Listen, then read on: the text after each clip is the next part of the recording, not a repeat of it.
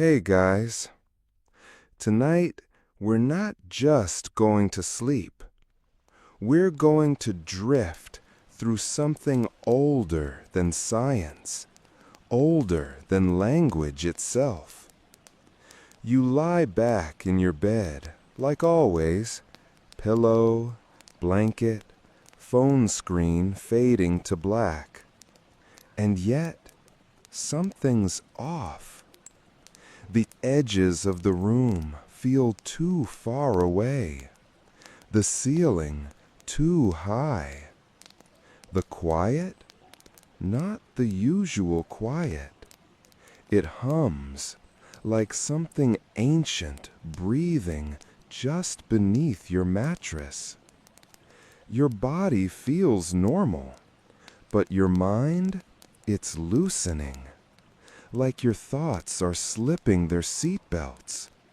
And right before you drift off, you get this tiny pinprick of a realization. You might not be the one dreaming. You might be the one being dreamt. So, before you get comfortable, take a moment to like the video and subscribe. But only if you genuinely enjoy what I do here. Let me know where you're listening from and what time it is where you are. I always love reading that. Now, dim the lights, maybe turn on a fan for that soft background hum, and let's ease in to tonight's journey together. You blink once, but not with your eyes. The world around you is the same, and also entirely wrong. Gravity isn't quite where it's supposed to be. Your limbs feel like they're filled with sand. The blanket on your chest, you can still feel it, but your body, it's watching you now, from above. You're not floating, you're drifting, like smoke from a candle that was just blown out. Somewhere in the distance, something rings, a single chime, like a meditation bell. Then silence. This is not a dream, at least not the kind your science teacher would approve of. Mainstream sleep researchers talk about REM phases, memory consolidation, emotional processing.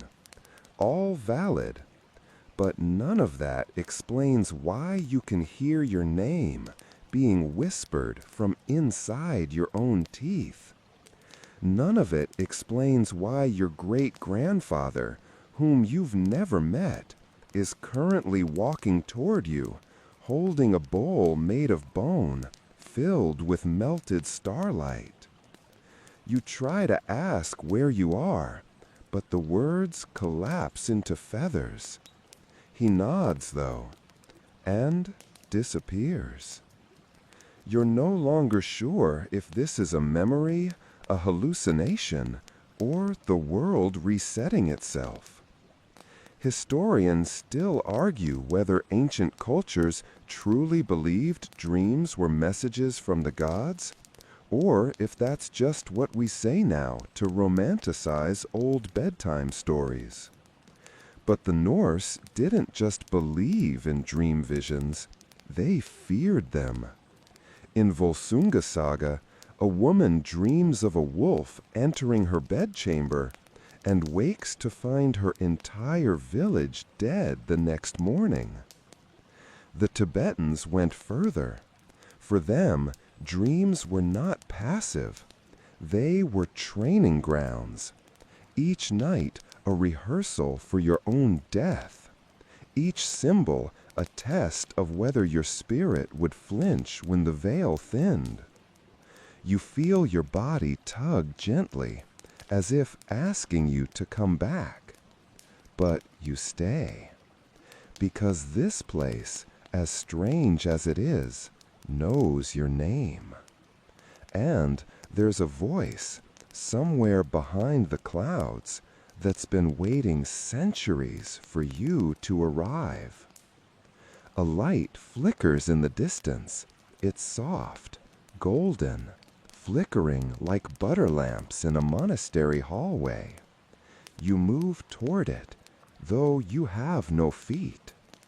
There's no fear here, just the sense that you're walking into a library made of time.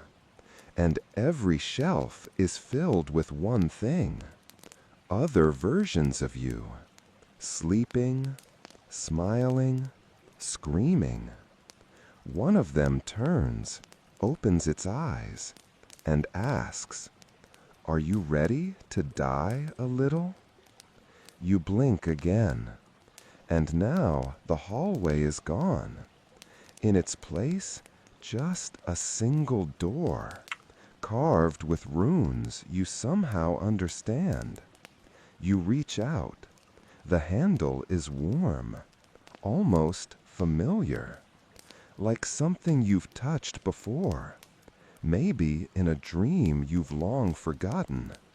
Maybe in a life you haven't yet lived. You open it and step inside. The door doesn't open so much as dissolve, melting around your fingers like frost under breath. Behind it, a room, not vast, not glowing, just old. Stone walls covered in layered charcoal sketches, half faces, half animals, coiled symbols that twitch when you glance away.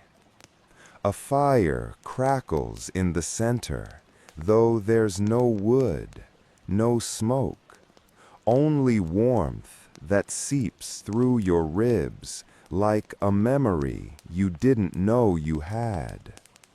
And beside the fire sits a monk.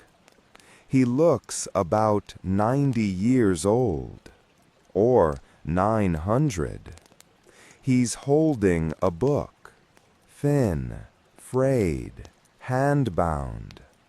On the front, no title, only a fingerprint burned into the leather. He doesn't speak, not at first. You sit cross-legged, though your legs never moved, and wait. Because somehow you know he's not just part of the dream. He's been reading you for years. Finally, his mouth opens, and the words come out in a language that vibrates in your teeth. Not sound, sense. The body is only the boat. The mind is the sailor. But dreams are the tide. You blink. He places the book in your hands, and as your fingers brush its cover, images flood your mind. Tibetan dream yoga, the 6 yogas of Naropa, a spiritual system so ancient and intricate, modern neuroscientists still can't decide if it's meditation or hallucination. At its core, the belief that reality is a dream, that death is a waking, and that with the right discipline, you can navigate both. The monk's voice returns, quieter now, as if speaking from behind your own ears. To die well, one must practice dying nightly. It sounds poetic, until you realize he means it literally. These yogic practices were designed not to escape the world, but to master its illusions, to walk into death, not confused, but conscious, still you. The manual you now hold isn't theory, it's a map, a guide to lucid dreaming as spiritual training, tracking your consciousness through stages of dissolution until even the self melts. Most people who claim to lucid dream want to fly, kiss, steal cars made of chocolate. But Tibetan monks? They want to sit perfectly still while the universe explodes. They want to recognize the moment the body drops away in the dream and meet it with a smile. You flip a page, drawings in red ink, human figures lying still while flames, animals, faces swirl around them. One image shows a sleeping man with his own corpse beside him, bowing. Modern sleep science, of course, doesn't care much for poetic metaphysics. It says that dreams are neurological garbage sorting, electrochemical leftovers, your brain's late-night cleaning crew. And yet, historians still argue whether the vivid dream accounts from early Tibetan mystics were metaphor or descriptions of actual altered states induced by conscious REM control. What science does admit is that dream consciousness is deeply paradoxical. You can be aware, yet not awake, lucid, but irrational. Like right now, as the fire before you flickers into the shape of a lotus. It breathes. Yes, the flame breathes. And you feel your own breath match its rhythm. Inhale. Exhale. Stillness. The monk leans closer, and you see his eyes are mirrors. Inside them, a mountain, a cave, a version of you sitting alone, asleep, with light coming out of your chest. You've slept many times, he says, but never with yourself.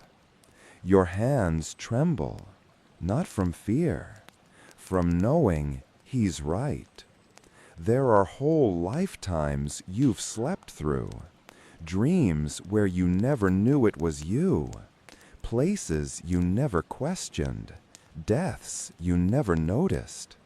But now you're starting to remember.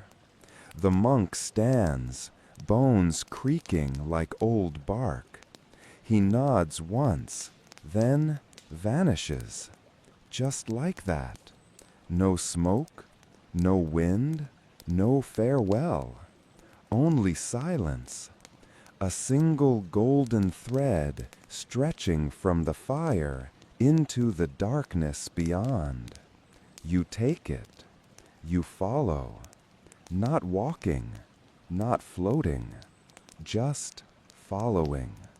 The next space opens like a breath you forgot to take. The thread guides you into something that isn't a hallway and isn't a dream. It's more like the inside of a memory someone else left behind. The air feels thick, like you're moving through breath that hasn't been exhaled yet. And somewhere behind you, the fire still glows, though you never turn to check.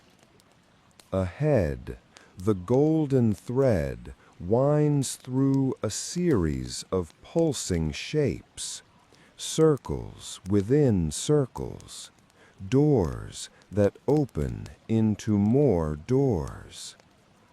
You're not alone. You feel watched, but not in a creepy horror movie way. More like the way a teacher watches a student just before asking a difficult question. Your fingers tighten on the thread. It feels warm, alive. Then, suddenly, a voice, young, amused, and far too close. You know, most people waste their lucid dreams on flying and snacks. You turn, but there's no one there. But here you are, it continues, trying to die better, bold. The space around you shifts.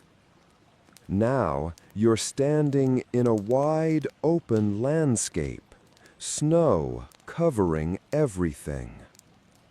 A stillness that presses on your lungs.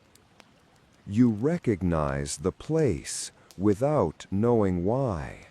Norse country. You've never been, but your bones remember the cold. There are ruins nearby, pillars of stone with runes carved so deeply they feel like wounds. And from one of them something glimmers, a silver pendant shaped like a raven. You reach out, touch it, and in that instant you see a woman, fierce, tall, blonde braids like ropes of sunlight.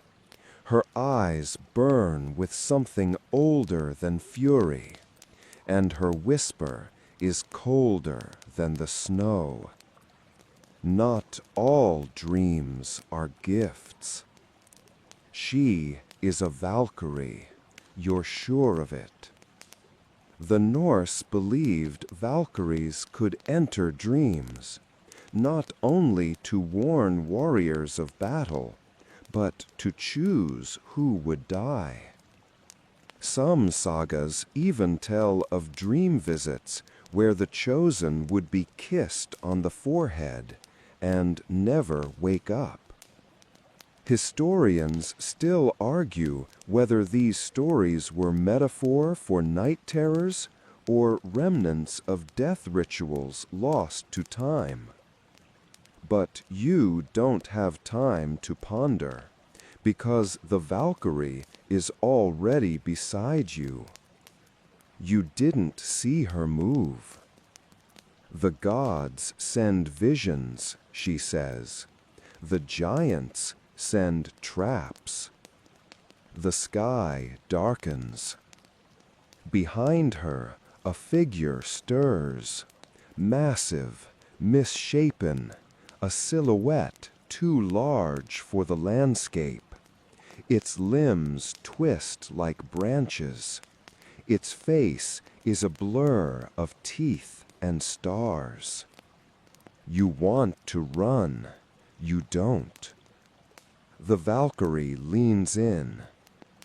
If you wake up now, you'll forget. If you stay, you'll see too much. Her hand grazes your shoulder, and the snow turns red around your feet. Not blood, paint. Symbols begin to form in the frost.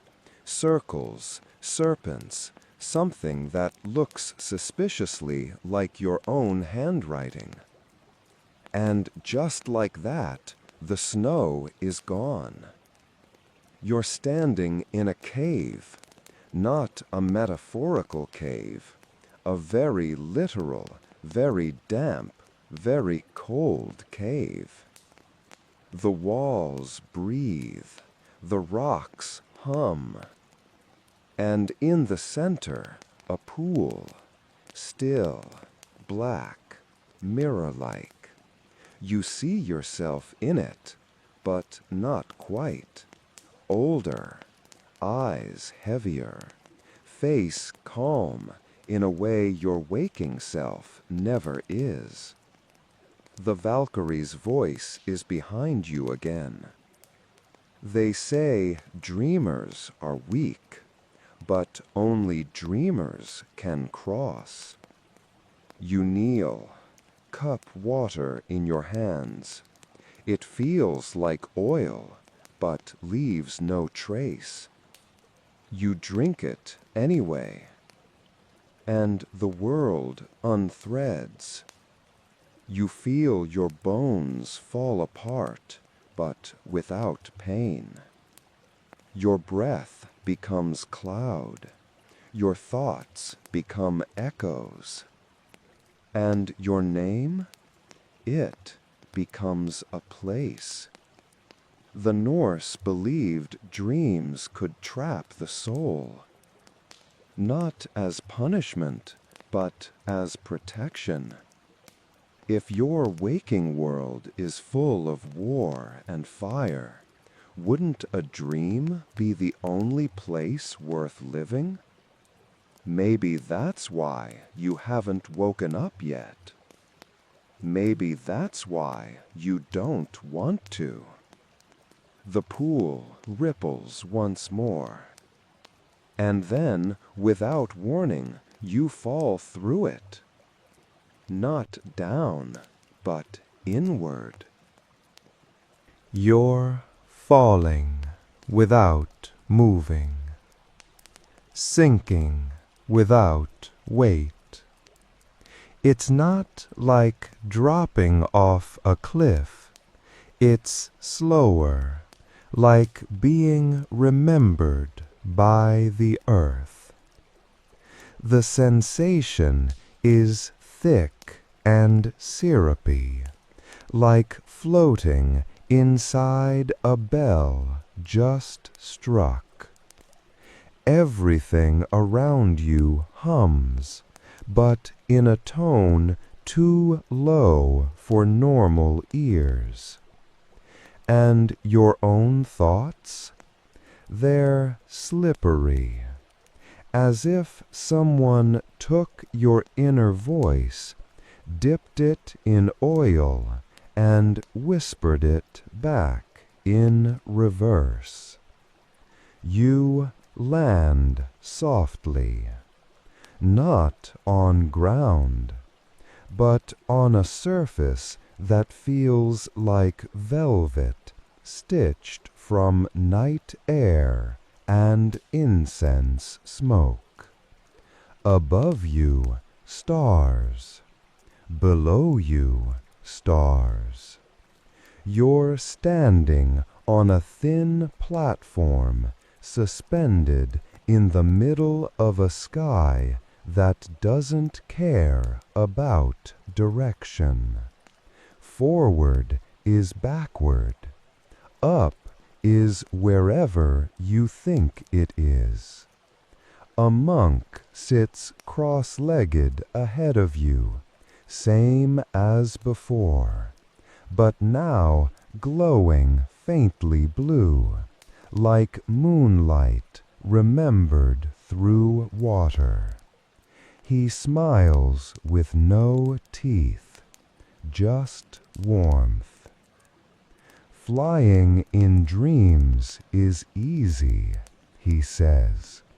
Standing still, now that takes courage. You try to speak, but your voice is a flock of birds, and they fly off before forming words.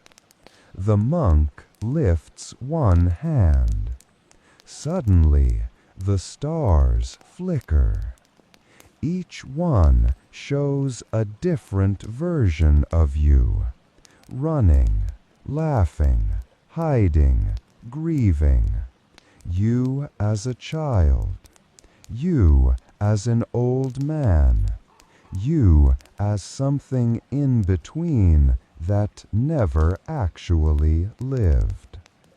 You recognize none of them, and all of them. These are not fantasies, the monk says. These are echoes, reflections of the minds you've worn. A chill moves through you. In modern neuroscience, lucid dreaming is usually defined as awareness within REM sleep, a quirk of consciousness where the prefrontal cortex somehow stays active enough to know the dream is a dream. But no one can fully explain how or why it happens. Some theories say it's an anomaly. Some say it's a survival tool. And some, quietly, in fringe journals, propose that lucid dreams are brief moments when the soul slips the leash. Historians still argue whether early Buddhist practices were truly spiritual technologies or simply philosophical metaphors for facing death with grace. You reach toward one of the stars. Your finger brushes it. Suddenly, a rush of wind, a bell toll, and a scent you haven't smelled since childhood. You're in your grandmother's kitchen. Except, no, that's not her.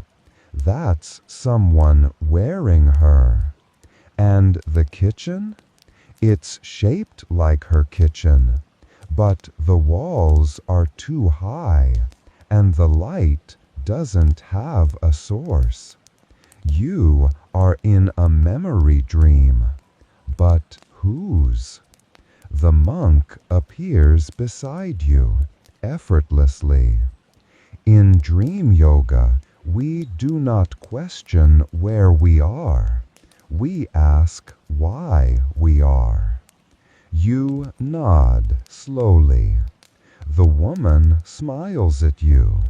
She says something in a language you've never heard, and yet understand perfectly. If you die before you wake, does it still count as sleep? You blink. She's gone. So is the kitchen. You're floating again, threadless this time. No monk, no fire. Just a drum beat in the dark. Thump, thump, like a slow heartbeat carved into the bones of time.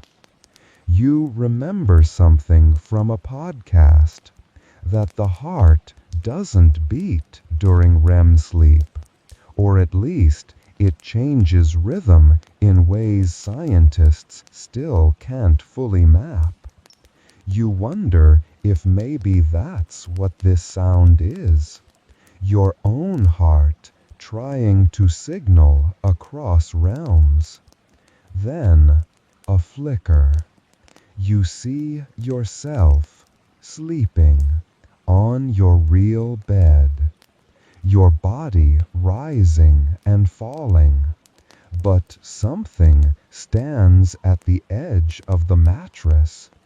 Tall, still, watching.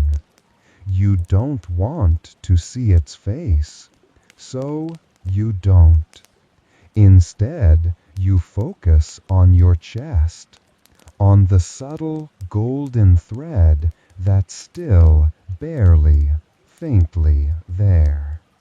It pulses once, and you feel your body breathe for you. The monk's voice echoes in your ribs. Lucid dreaming is not control. It is surrender with awareness. You float forward into yourself, but not fully. just close enough to know what's next, is not sleep, not wakefulness, but the door between, and it's still open. The door doesn't creak or swing or appear. It simply is, a flat shimmer in the darkness, like heat rising off black glass. No handle, no frame, just the suggestion of passage. You don't walk to it, you decide to be beside it, and suddenly you are. Because rules here are soft, bendable, like the logic in dreams, where you're in school, but also naked, and also your cat is there as the principal. You touch the shimmer. It feels like cool breath across your palm. Then, instantly, heat. Not burning, just intense. Like stepping too close to a truth. The door absorbs you without motion. And then you're elsewhere. The room is red. No source of light, but everything glows faintly. Walls, air, even your skin. It smells of copper, salt, and something familiar, like the underside of your pillow, like your fear when you wake up suddenly and forget why. And at the center of the room, a bed, not yours, but close, like someone tried to recreate it from memory and got the proportions slightly off. On it lies you, sleeping, breathing, still. You move closer, and that's when you see it, just above your sleeping face, a shadow, floating, no shape, not human, not monstrous, just presence, watching, waiting. It doesn't move, it doesn't need to. You know, instinctively, that this is not a dream. This is the in-between. In Tibetan dream practice, this would be the threshold to bardo, the state between death and rebirth, a place where the consciousness drifts, dissolves, decides, where reality is shaped by expectation, fear, and the last thought before death. Practitioners train to enter it lucid, calm, to navigate it like a sailor through fog. But you're here by accident, or maybe not. The shadow leans closer. No eyes, no face, just that pressure again, like deep water above your lungs. You try to speak, but all that escapes your mouth is a gust of wind. And in that wind, a voice that isn't yours. I'm not ready. The shadow freezes. Then a sound, high, piercing, like metal breaking under prayer. And the dream shifts. No, not the dream. You. You shift. You are now inside the bed, the one you were just watching. Your eyes flutter. You feel the weight of your body again. Limbs, toes, tongue, heavy, wrong, too real. And beside you, something lingers. You sense it. The shadow didn't follow.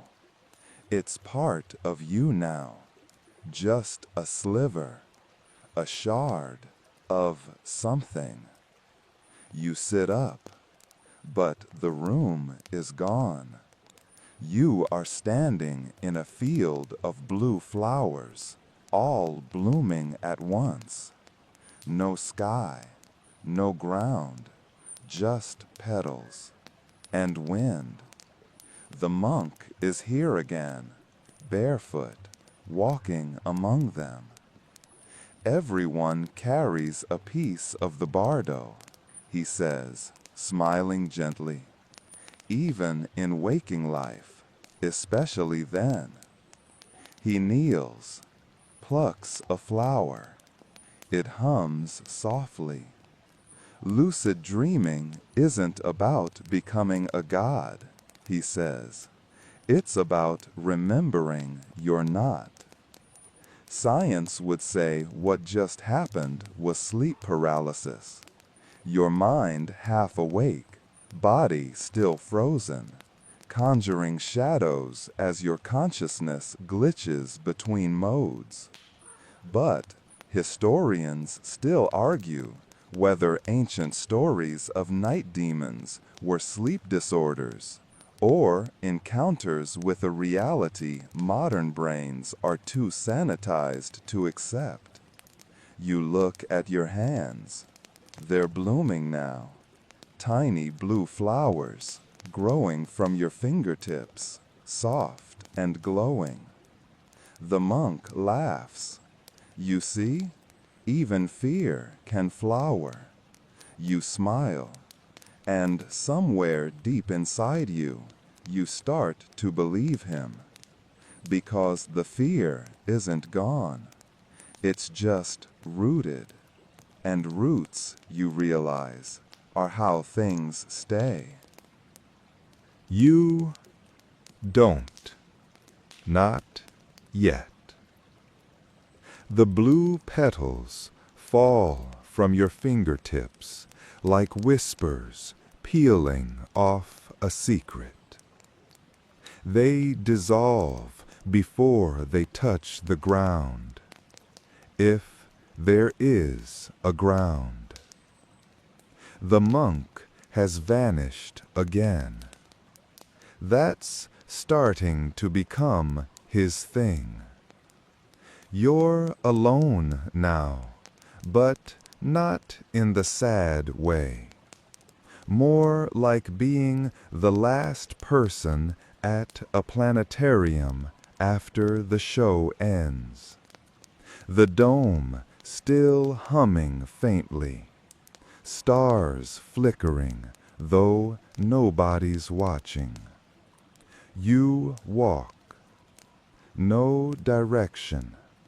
Just the soft crunch of dream beneath your feet. In the far distance, a new shape rises. A structure, monolithic, angular. It looks like someone tried to build a Tibetan monastery out of ice and forgetfulness. As you approach, you notice something carved across its massive doors.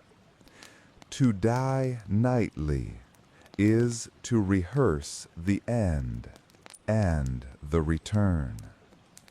You blink. The doors are gone. You're inside. And the room? The room is full of beds. Hundreds, thousands. Every kind of bed you can imagine. stone slabs, straw mats, hospital gurneys, Victorian four-posters, prison cots. And in each bed, someone dreaming. Their bodies glow faintly in the dark. You don't see movement, but the air pulses with thought, the kind of thought that doesn't need language. You move past a man murmuring in Sanskrit, a woman snoring beside a wolf pelt, a child floating inches above the sheet, fingers twitching like she's swimming through glass. And then one of them opens their eyes, not wide, just barely, and locks onto you. "You're lucid," he croaks, as if the words burn coming out. You nod. He grins. "Welcome to the rehearsal." His eyes shut again. That's all. No clarification. No one here feels the need to over-explain. The ancient Tibetans believed every dream could be a step toward liberation, but only if you remained conscious as the illusion unfolded. To them, unconscious dreaming was like sleepwalking through death. Modern science tries to quantify lucidity. EEGs, REM density, sleep cycles. They hook up wires and measure brainwave spikes. They find patterns. But no instruments have captured why certain people slip through deeper layers. Why some go beyond flying and kissing dream celebrities and land in a monastery built by the collective unconscious. Historians still argue whether dream yoga originated as a response to grief, to trauma, or as a preemptive training against death itself. You pass another bed. This one is empty. And there, above it, carved into the headboard, is your own name. You don't remember ever giving it to anyone here, but you don't question it. You lie down, not because you're tired, because it's time. As your head touches the pillow, the air thickens. Your chest sinks, your limbs fade, and from somewhere beyond the room, a bell sounds. The same bell from the beginning. Your eyes close and open. You are in a boat now, small, wooden, drifting across a river made of silence. Ahead, mist. You hear breathing, not yours. A presence, faint, like someone humming without melody. The boat stops. A figure waits on the shore. They're wearing your face, only older. Not aged, just heavier, like they've carried lifetimes through customs. You've been practicing, they say. You nod, but not enough. And suddenly the river starts flowing backward. You try to look behind you, but there's nothing but void. The figure raises one hand. Something glints in it. A mirror. Tiny. cracked, reflecting not your face, but all the ones you've worn. Next time, they say, remember who you are before the dream starts. The boat vanishes beneath you, and you fall again. Not downward, not inward. This time, you fall into recognition. You land without sound, but the silence feels loud, like a room full of people holding their breath at once. No impact, no jolt, just the distinct sensation that gravity glanced at you and decided you weren't worth the effort. Everything is dim, not dark, just undecided. The world hasn't committed to being visible yet. Shapes shimmer in the periphery, half-built ideas, unfinished thoughts made out of fog and tension. You take a step. The ground responds like memory foam infused with moonlight. And up ahead, just beyond the reach of comprehension, is a shape. Humanoid, still, watching. Your stomach does that slow roll it usually reserves for missing a stare in real life. You know this feeling. Sleep paralysis.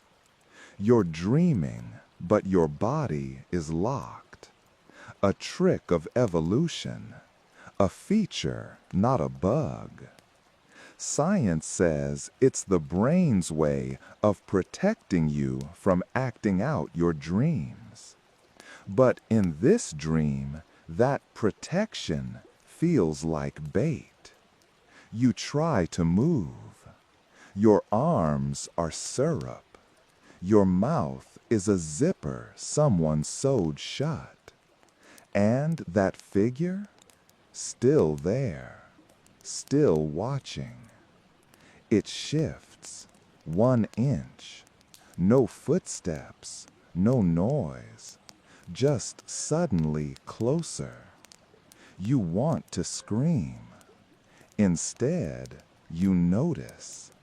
The figure isn't malicious. It's curious. You look into its face and see nothing but you. Not your face, just you-ness, distilled, stripped, compressed into a presence. The shadow tilts its head. You whispers without sound. Now, can you stay awake inside your death? That's when you realize this is the next phase. In Tibetan sleep doctrine, this would be the crossing point, the moment where the practitioner, through lucidity, transitions into the bardo state, the dreamlike realm between death and rebirth. They train to recognize it the way a sailor recognizes shifting winds. To remain calm when the self starts melting like wax. To walk with the fear, not against it. Western medicine, of course, has no use for such metaphysics. It labels sleep paralysis as a brain-body mismatch, a neurochemical misfire, a REM intrusion. But historians still argue whether ancient reports of night demons were simple hallucinations or glimpses into a shared psychic terrain, a crossroads. You try to speak to the shadow. It kneels, lowers its head. You do the same. And in the space between your foreheads, something opens. Not a door, not a portal, a memory of your birth. Not the moment, the decision to enter this world, to forget, to sleep. You gasp because you remember now. This isn't your first life, not your first dream. You've done this before, maybe hundreds of times, maybe none. Maybe you just dreamed that you remembered. The shadow stands and peels away, like mist after sunrise, leaving you alone, lucid, free. The room brightens, and with it comes warmth. You blink. This time it feels real. You see your hands, familiar again, still glowing slightly, like they remember something your brain is still trying to suppress. You're not paralyzed anymore. You stretch, stand, and find yourself on a path paved with silver leaves, a trail of light and sound. You begin walking, and with every step, the sound of breathing surrounds you, not your own. Dozens, hundreds. You're back in the room of sleepers, only now you hear them dreaming. Each exhale a story, each inhale a rebirth. You wonder how many of them know where they are, how many are lucid, how many are lost, how many are you in other timelines running the same loop, forgetting and remembering again.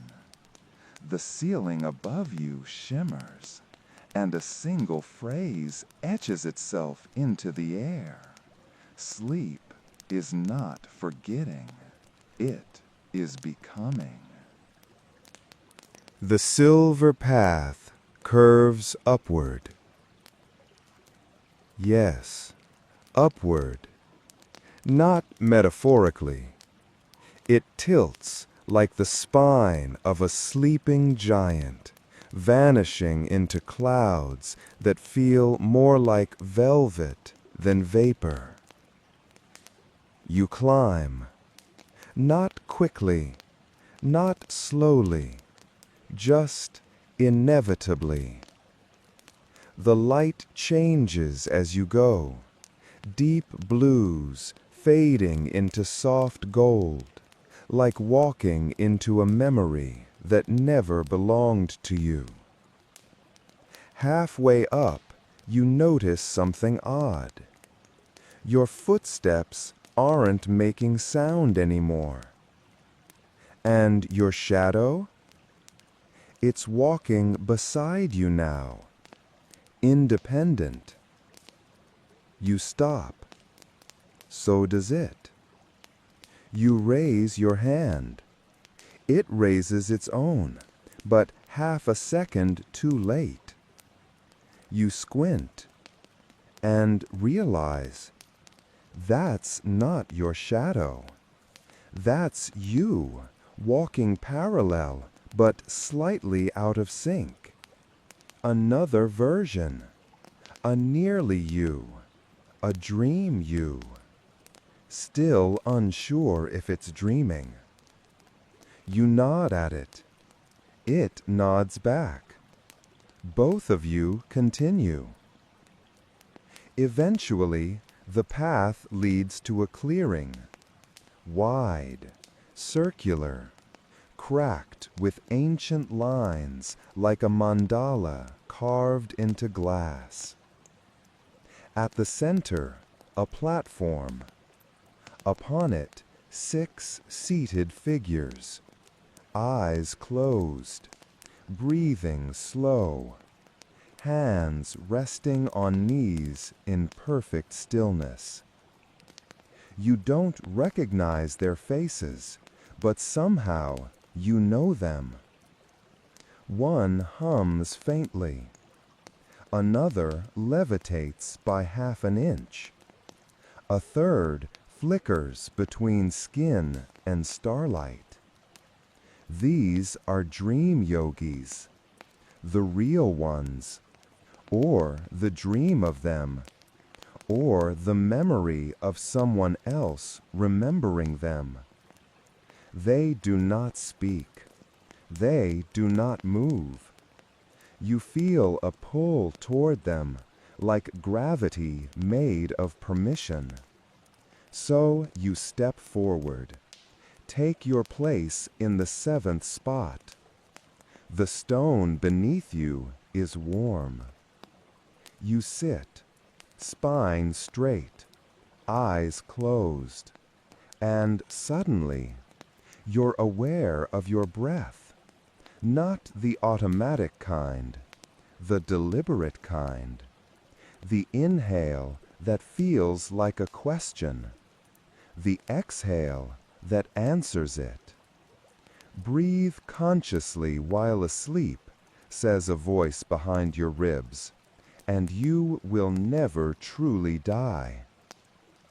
This is one of the highest goals of Tibetan dream yoga, to remain fully aware of breath even in deep sleep, to keep the thread of presence unbroken from waking through dreaming into death, to guide your own consciousness like a boat through fog. Science has observed altered respiration during lucid dreams, slightly irregular patterns, sometimes even voluntary control during REM sleep. But the idea that someone could meditate inside a dream, sustaining full breath awareness, that lies far outside standard models of cognition. Still, some researchers quietly are intrigued. Historians still argue whether these records of breath-retaining mystics were exaggerated, metaphorical, or an ancient technology of the mind, now mostly forgotten. You inhale. The air is thick with jasmine, sandalwood, and something colder, like metal that remembers stars. You exhale and feel your mind pull inward, not down, inward, into the center of thought, not the thoughts themselves, just the awareness of being able to have them. The yogis around you begin to glow, not like saints, more like lanterns lighting one by one across an endless night. And now you see it, far, far above, a spiral, formless, colorless, yet burning with the clarity of truth so old it forgot how to lie. It spins, and with each rotation you feel layers of yourself peeling. Name, age, gender, memory, gone. Not lost, just set down, like coats in a hallway before entering something sacred. You are not you anymore. You are the breath inside you, the one that began before birth, the one that will continue long after you dissolve. You are aware, and that is all that's left. A heartbeat, not yours. The spiral grows, and in it, the face of the monk, smiling, waiting. The monk, doesn't speak. He doesn't need to.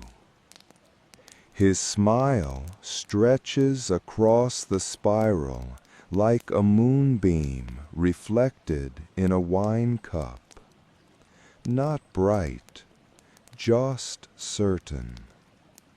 He beckons you forward, not with a hand, with a thought. And suddenly the mandala of yogis vanishes. So do the stars. The spiral tightens into a single thread of golden silk, winding through your chest and tugging gently. You follow. You always were going to follow. The thread leads you downward now, through layers. You pass through rooms made of breath, oceans of echo, forests of forgotten prayers. And then, without transition, you're in a cave. Not metaphor this time.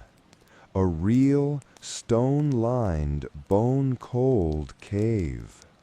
The kind that smells like wet coins and old skin. A fire burns in the center. Familiar. It's the same fire from the beginning. The one the monk sat beside long before you understood where you were. He's here again. Only this time he's not alone.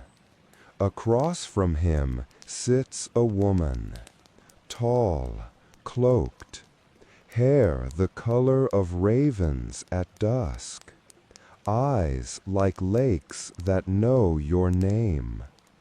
She speaks, and her voice sounds like your mother saying your name for the first time and the last time at once. Do you know where you are? You try to answer, but your words melt into the fire. You are in the dream that begins after death, she says, but you have not died yet. Her fingers tap the earth. Stone turns to glass. And in the glass you see scenes. You walking through your childhood home in reverse. You sitting silently beside your own grave. You standing in a room full of clocks, none of which are ticking. You've glimpsed the bardo, she says, but you haven't crossed it. Tonight, maybe you will. Tibetan belief holds that the bardo is a transitional state that begins at death and lasts up to 49 days. During this time, the soul encounters visions, projections of its own karma, fears, and attachments. If trained, one can navigate it. If untrained, one might be trapped, confused, reborn in haste. Western science doesn't acknowledge the bardo, of course. It frames death as neurological shutdown, cells failing, consciousness blinking out like a light bulb. But historians still argue whether near-death experiences, especially those involving tunnels, lights, or visions of past lives, are hallucinations or biological glimpses into something we have no language for. You kneel by the fire. The monk hands you a small stone. It's warm, pulsing faintly. Swallow it, he says. You don't hesitate. The stone slides down your throat like a memory returning home. Your vision shakes. The fire stretches. The cave blinks out. And now you're in a hallway of mirrors. Each mirror is you, but not you now. You in other lives.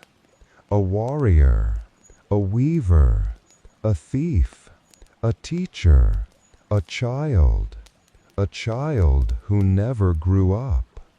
And one mirror, one shows you as you are right now, sleeping, your real body, twitching gently, chest rising and falling. There's someone standing beside your bed, the shadow again, watching. But this time you're not afraid. You step through the mirror, back into your room, back into your body, and you meet the shadow's gaze. It leans in, and finally it speaks. You've walked far, it says, but the furthest part is yet to come. It touches your forehead, and your body explodes. Not painfully, not violently, just dissolves into light, into mist, into awareness so clean and clear it feels like being a raindrop the moment before it touches the earth. There is no fear, no past, no name, only stillness, and something you could almost call love. You don't fall this time. You settle. Like dust in a room with no wind. Like ink sinking through water. Like the last word of a sentence that doesn't need punctuation. There is no you in the way you remember. Only presence. Soft, vast, still. And then a flicker. A shape begins to form in the void, gentle, shifting, made of starlight woven with memory. It's the monk again. Of course it is. But now he is not old, not young.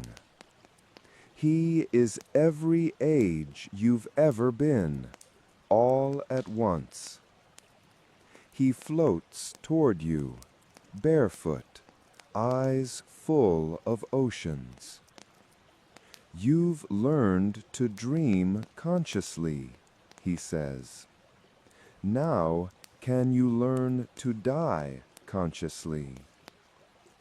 You feel no fear, only curiosity, a kind you haven't felt since you were 5 and just discovered how snow works. The monk gestures, and suddenly a garden unfolds. Not grown, just becomes. The sky above you is stitched with galaxies. The trees hum with breath. And the flowers whisper names.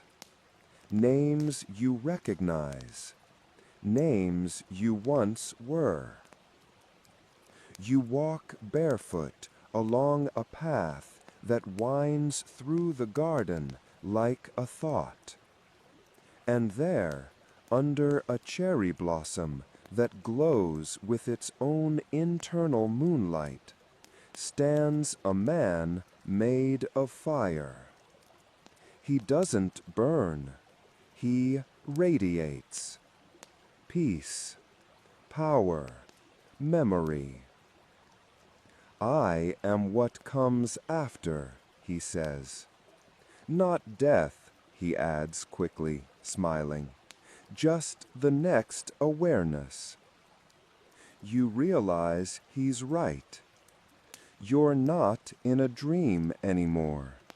Not in the way we use the word. You're in something else. A place Tibetan mystics called the clear light. The pure awareness beyond form. They train their entire lives to glimpse it for a second during death, to dissolve into it like salt in holy water.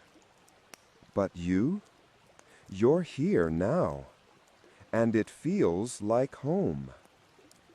Science has no framework for this, no EEG pattern, no brain scan, only anecdotes, only silence. Still, some researchers have begun studying long-term meditation practitioners who report states of non-dual awareness, where subject and object dissolve, where the self vanishes. Historians still argue whether ancient Tibetan texts describe an actual metaphysical plane, or a deeply interior state accessible only by ritual and repetition. You breathe, but not with lungs. Your whole being is breath, and the garden around you breathes back. You sit beside the fireman. He says nothing, neither do you, because some truths do not need words, only witness. And then, without transition, he is gone. The garden fades, and you are in a classroom. Wait, what? A chalkboard, a window, a clock that reads 3:33. Desks filled with strangers, each quietly reading books with blank covers. You blink, confused. The monk walks in, carrying a tray of tea. Ah, he says, as if this is completely normal. The lesson continues. You laugh, out loud. You hadn't laughed in this dream, this journey, and it feels good. He pours tea, 1 cup for each student. You sip yours. It tastes like everything you've ever forgotten. And he leans in. Even the bardo has a sense of humor. You nod, dazed, smiling. And then the wall beside you opens into a hallway again. The path glows gently. The monk gestures once more. You've touched the light, he says. Now let's see if you can carry it back. You rise, with no feet, with no weight, just intent. The hallway welcomes you, and in its mirrors, you catch glimpses of the waiting world. Your bed, your breath, the clock ticking forward, and your body, still, peaceful, waiting. You take one more look at the garden inside you, and step forward, toward the veil. Not to tear it, just to touch it. The veil is softer than you expect. Not fabric, not fog, more like emotion caught mid-thought. It quivers as you reach for it, not from fear, from recognition. Your fingers pass through, no resistance, no flash of light, no grand unlocking of secrets, just a quiet shift. And suddenly everything is quieter, as if even the silence decided to hush. You're standing now in a hallway that seems familiar. Tile floor, fluorescent ceiling, metal lockers lining the walls. A school, your school, but wrong. The proportions are off. The air hums with a frequency you can't hear but feel in your teeth. And the posters on the walls advertise things that don't exist. Join the Lucidity Club. Prepare for the Bardo Bowl. Rebirth season starts soon. Detention, shadow self-integration, Tuesdays at 4 p.m. You smile, and for a brief moment, it really does feel like a dream. And then, out of nowhere, you appear. The other you, walking toward yourself. Expression unreadable. Dressed in something that flickers between a monk's robe and a concert hoodie. You both stop, stare at each other, and then you ask, "Are you the dream?" The other you answers, "I was about to ask the same thing." You both laugh. That kind of laugh that's more exhale than sound. Soft, relieved. Then he, you, leans in. You've been drifting. You've seen the light, tasted the garden, met the fire of what comes after. But are you awake now? It's a good question, one you don't rush to answer, because truthfully, you're not sure. And maybe that's the whole point. In dream yoga, one of the deepest teachings is this: don't seek control, seek clarity. Lucidity is not power, it's presence. Even if that presence shows you something terrifying. You glance past your other self and see a door you hadn't noticed before. Black, worn, simple brass handle. The kind of door dreams usually avoid showing you. The you, not you, nods once and dissolves into mist. You approach the door. The brass is cold, sharp, real. You grip the handle and pause, because something behind this feels final, not in a tragic way, just significant. Your breath slows, and for the first time tonight, you feel something solid inside you, like an anchor, like a truth that decided to stay. You open the door, and you are back. In your bedroom, lights off, fan humming, body exactly where you left it. You hover above yourself for just a second longer, watching. Is this really back? Or another layer? You don't know. You never really will. Historians still argue whether lucid dreamers who claim to wake up inside their own death are recalling past lives, imagining archetypes, or confronting psychological archaeology disguised as mysticism. Science shrugs. Dreams are complicated, they say, but so are people. And this is both.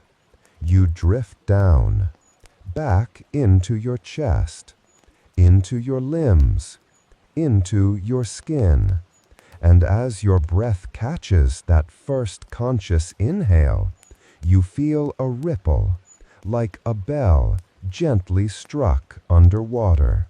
The monk's voice returns, softer than ever. You brought a piece of it with you.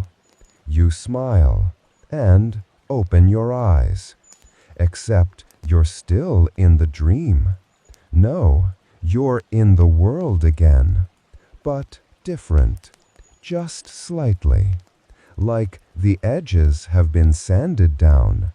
Like everything is 3% more sacred. You sit up and notice something on your nightstand. A stone, warm, pulsing faintly. You pick it up and remember, you swallowed this in the dream. So, why is it here? And what else did you bring back? You lie back down, not to sleep, just to feel the weight of your body again, to re-enter the world with intention. And from the corner of the room, a soft laugh. The monk? Maybe. Or maybe just your own breath, echoing in gratitude. You let the room wash over you, the quiet hum of night, the faint tick of a wall clock, that soft nothingness that usually lives between thoughts. But tonight it feels different, not like silence, like a pause in a sentence that hasn't been written yet. You turn the stone in your fingers. It's pulsing slower now, like a heart at rest, like it knows you're home. You rise, feet meet floor. Reality feels heavier than before, not worse, just weightier, as if it's aware you've been somewhere else, and it's waiting to see if you've changed. You move through your apartment like someone rediscovering their own life. Your reflection in the mirror looks like you, but slightly off. The jaw a bit softer, the eyes a little older, or wiser. You're not sure there's a difference anymore. The mirror blinks. Wait, not your eyes, the mirror itself. You step closer. Inside, the reflection moves a half second behind you, then catches up, then grins. You do not. It raises a finger and writes on the mirror's fogged surface, though there's no fog. We never left. Then it's gone. Just your face. Just you. Tibetan dream practitioners spoke often about the residue left behind after deep lucidity, a sort of psychic scent, something that clings to your awareness for days, weeks, even lifetimes. They said you could tell someone had visited the bardo by the way they stared too long at clouds, by how gently they spoke to animals, by how rarely they said mine. Science has no tools for measuring that. You can't scan for a softened ego. You can't detect someone's dream depth in blood work. Historians still argue whether the post-dream shift is genuine transformation or just spiritual hangover. But tonight, you feel it. Even the way you blink is slower, like your eyelids have finally caught up to your soul. You return to bed, not because you're tired, but because that's what people do after a miracle. You slide under the blanket, let your breath settle, and then a sound, subtle, like a tap, not outside, inside. You follow it, in your mind, inward, and suddenly you're no longer in your room. You're in a temple, not built of stone or wood, built of air, of memory, of everything you've ever forgotten. And it's full of people, every person you've ever dreamed of, even the ones who weren't real, even the ones who might have been more real than you. They part as you walk forward, smiling, nodding, recognizing something in you. At the far end of the temple sits a throne, empty, until you reach it. And then you're sitting. You don't remember walking.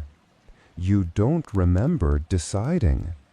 But there you are, crowned with stillness, wrapped in light, holding the same stone, only now it glows white, not warm, not pulsing, just there, like it's always been. And in that moment you realize the journey wasn't about escaping death, or understanding dreams, or taming fear. It was about remembering that you've done this before, that you'll do it again, that maybe we're all just fragments of light, learning to recognize ourselves in the dark. The throne dissolves beneath you. You don't fall. You fold like fabric tucking itself into a drawer.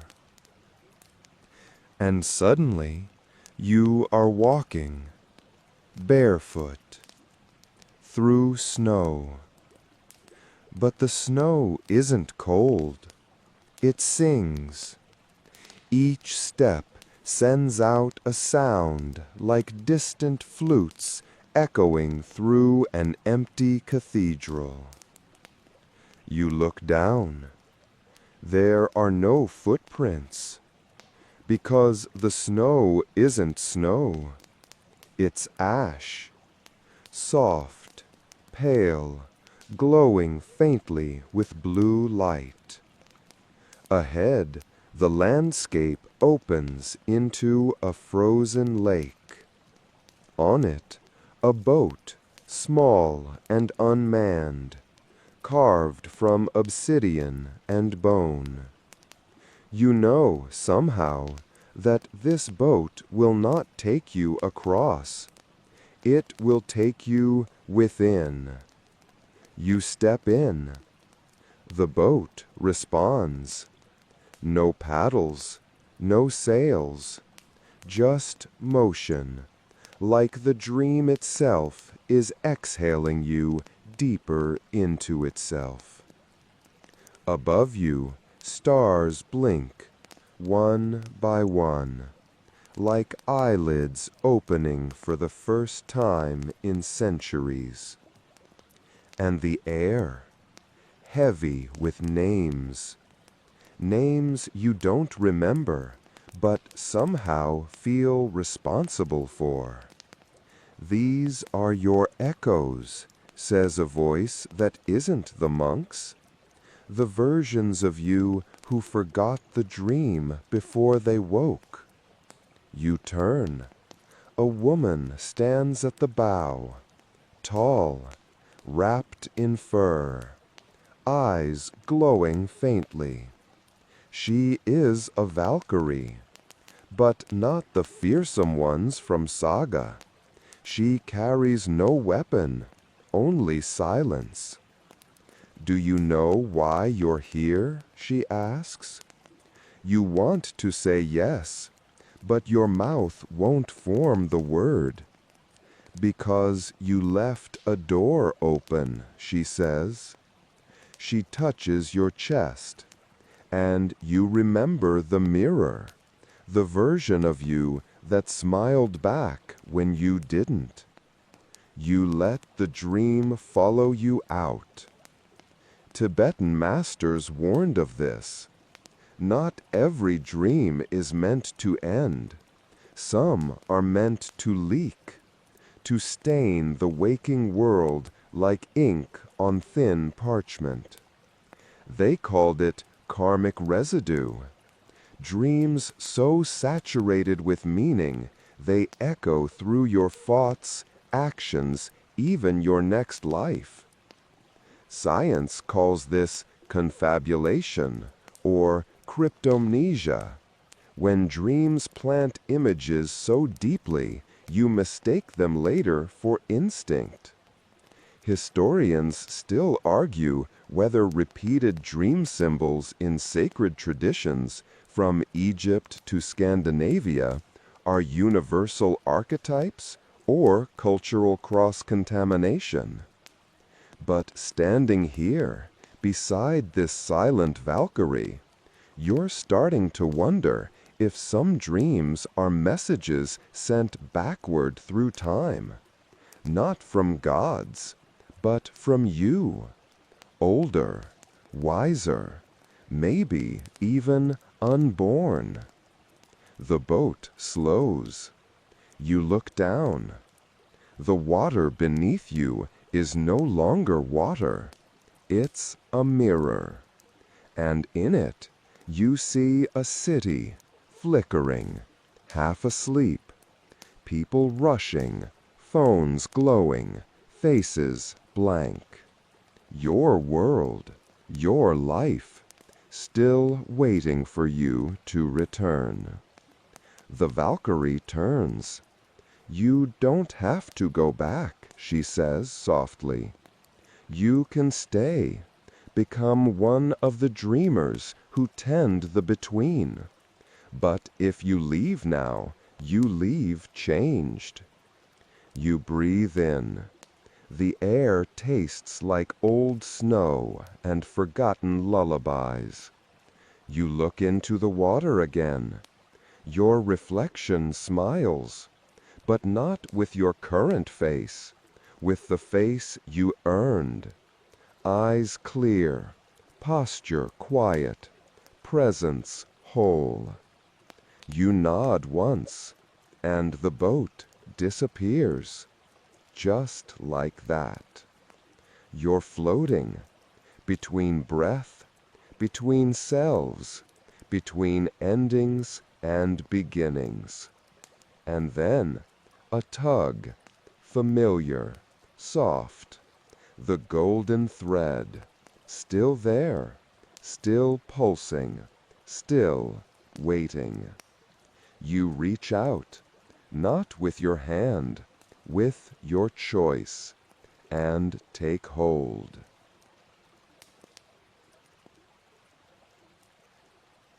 The moment your fingers, or whatever you are now, grasp the golden thread, the world collapses, but not violently. It folds, like origami, like the universe was always paper and someone just refolded it into a swan. The mirror lake, the Valkyrie, the stars, they crumple inward, tucked gently into silence. No bang, no flash, just a soft snap.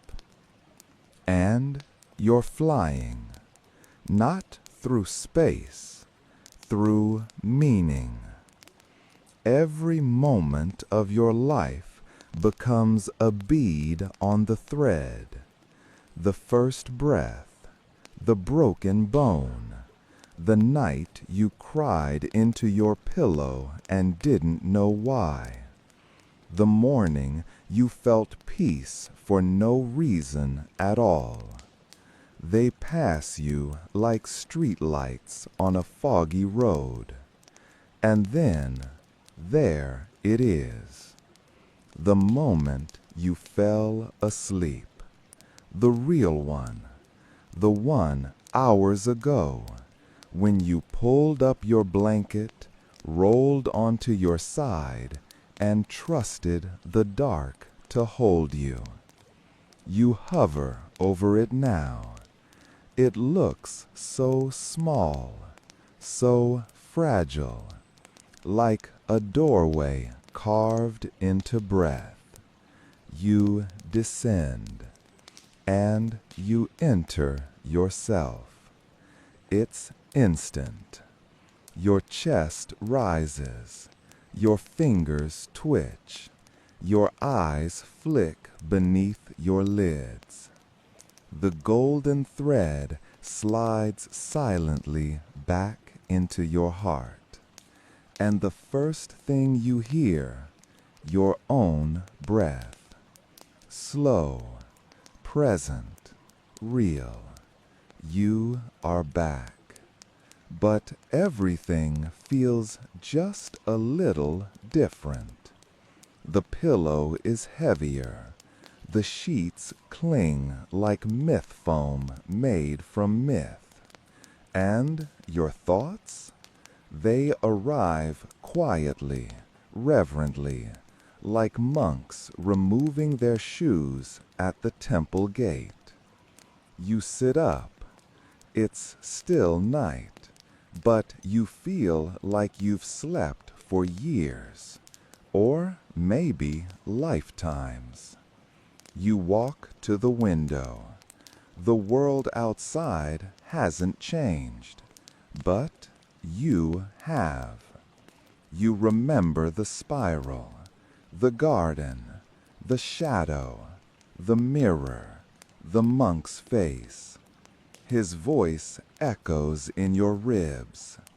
Most people wake up and forget, but if you remember even a thread, the whole tapestry can return. You hold the thought. Hold it like a cup of tea in trembling hands. You lie back down, and this time the pillow welcomes you like an old friend. As you close your eyes, not to sleep, but just to rest, a quiet image bubbles to the surface. A classroom, a Valkyrie, a hallway of mirrors, a stone that glows like breath. You smile, because you know none of it is gone. Not really. They're still there, waiting. And if you're brave, if you're present, you'll find your way back again. Maybe not tonight, maybe not even in dreams, but somewhere between one breath and the next, they'll call you, and you'll remember, because once you've seen the golden thread, you never truly forget it. You wake again. But this time, it doesn't feel like returning. It feels like beginning. The light outside is gray, early morning, soft-edged, the kind of light that makes silence feel warm. You sit up slowly, as if your body is remembering how gravity works. The room is quiet, familiar, yet not.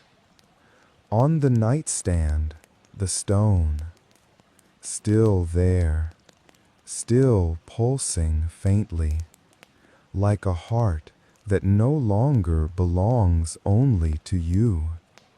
You pick it up, it hums in your hand, and that's when you realize the dream never ended. Not really. You just changed layers, like flipping a page in a book where the story never stops. You rise, feet to floor, and for a moment everything seems to breathe with you. The air, the light, even the space between the seconds. You remember the monk's words. If you breathe consciously in sleep, you will not fear death. But this morning, that thought no longer feels like a warning. It feels like a promise. You carry it with you to the sink, where cold water becomes sacred, to the kettle, where steam is a soft offering, to the mirror, where your reflection doesn't blink right away. You look yourself in the eyes, and for the first time in a long while, you see someone else looking back. Not a stranger, just you, remembered more clearly. All day the thread lingers, in the trees, in the faces of strangers, in the quiet moments when you pause to breathe. You feel it, not pulling, just present. The golden thread, still connecting, still whispering. You were here before. You'll be here again. You wonder how many times you've walked this spiral, and how many versions of you are out there, waking up, falling asleep, learning to die a little better each time. Maybe that's all this life is. A rehearsal, a dream, a doorway, and maybe, just maybe, lucidity is the art of walking through that doorway with your eyes open. So tonight, when you lie back down, you won't just sleep. You'll arrive, soft, still, ready, because the veil never really closed, and the dream, it never truly ended. It just waited, quietly, lovingly, for you to come back. Wind down, soft, still, ready, because the veil never really closed, and the dream, it never truly ended. It just waited, quietly, lovingly, for you to come back. Wind down, and now, as your eyes begin to soften again, and your breath returns to that ancient rhythm you were born with. Let this space welcome you, not with answers, but with room to wonder. You've walked far tonight, across minds and myths, through sacred silence, and deep into the breath of forgotten truths. You've seen what sleep can be, a practice, a passage, a mirror. You've felt what lingers in the folds between waking and dreaming. Not monsters, not madness, just more you. A softer one, a quieter one, the kind of you that listens even while sleeping. So now, just rest. Let the ceiling blur. Let your bones surrender. Let your thoughts sink gently into the still pond of your chest. No need to understand it all. The spiral will be there whenever you're ready to climb again. The monk may return, or maybe tonight it will be a crow, or a child, or a mirror.